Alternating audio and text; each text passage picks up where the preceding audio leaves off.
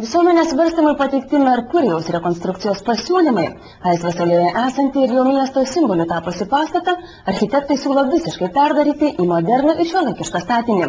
Jame įkuriant ne tik parduotuvės, bet ir patalpas biurams bei butams. Plačiau apie Merkurijaus atnaujinimo vizijas Kristina Karlonė.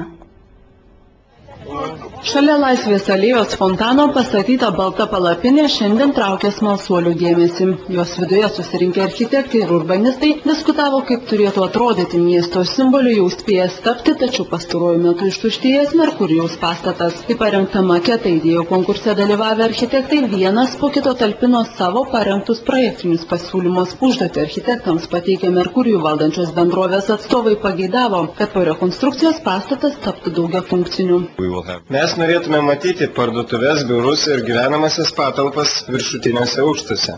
Pasak architektų, su dabartiniu Merkurijumi miestiečiai yra susigyvenę, prie jo įpratę. Tad sukurti rekonstrukcijos viziją, kad pastatas turėtų išliekamąją vertę, buvo išties nelengva. Aišku, yra sunkiausia sukurti ženklą, kuris išliktų, kuris įsijungtų į kontekstą, būtų natūralus ir aišku įdomus.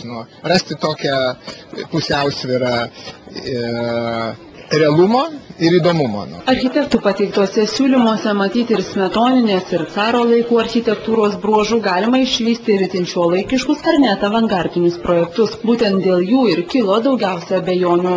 Kaip tik gal Laisvės alėjai šiek tiek trūksta tokių prestižinių pastatų, kažkokio tai norisi lyg tai naujo, kažkokio naujo ir modernaus. Tie nauji modernus pastatai tuo pačiu atgaivintų ir tuos senuosius, tuos istorinius pastatus. Labai šviežiai ir labai įdomiai atrodo, bet įsivaizduoju, kad šitoje aplinkoje jisai būtų jau šiek tiek tą aplinką greičiau žudantis negu gavinantis.